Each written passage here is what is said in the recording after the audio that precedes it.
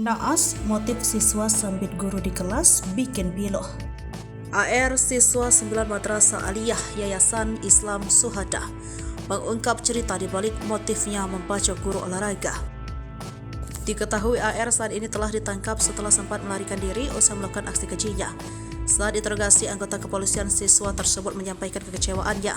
Dengan kedua tangan terikat, AR mengaku kecewa dirinya tidak diberikan lagi izin untuk kembali ke sekolah. Hal ini dikarenakan siswi tersebut terlambat membayar uang sekolah. Pernyataan AR ini membuat petugas terkejut. AR diketahui berasal dari keluarga kurang mampu dan kedua orang tuanya memiliki keterbatasan. Ternyata pelaku dan guru olahraganya bernama Arif Faktur Rahman ini tinggal di RT yang sama. Pada malam sebuah kejadian, bibi AR mengirimkan pesan kepada korban meminta kelonggaran pembayaran agar keponakannya bisa mengikuti ujian. Namun saat hari kejadian Senin 25 September 2023, pelaku tiba dengan membawa sabitan sabit disembunyikan di punggungnya. Tanggal 23 September 2023, korban seharusnya telah menyelesaikan tugas akhir yang menjadi kewajibannya.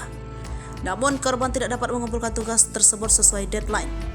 Pelaku pertama kali datang ke sekolah untuk mencari tahu apakah bisa mengikuti UTS Senin 25 September 2023. Setelah mendapatkan jawaban negatif dari korban, pelaku kembali pulang ke rumahnya untuk mengambil sebilah sabit yang disembunyikan. Kemudian pelaku kembali ke sekolah dengan sabit tersebut yang dia sembunyikan di belakang punggungnya. Saat berada di sekolah, pelaku langsung menuju ke kelas IPS tempat korban berada. Pelaku masuk ke dalam kelas dan menyerang korban yang duduk di kursi saat menjaga ujian tengah semester. Pelaku menggunakan sabit untuk melakukan serangan ke arah leher dan lengan kiri korban. Kepala Emma Yasua, Mas Krukin, menjelaskan pelaku dikenal sebagai siswa yang sering berkelakuan nakal dan pernah mengurang kelas karena belum memenuhi syarat nilai yang diperlukan.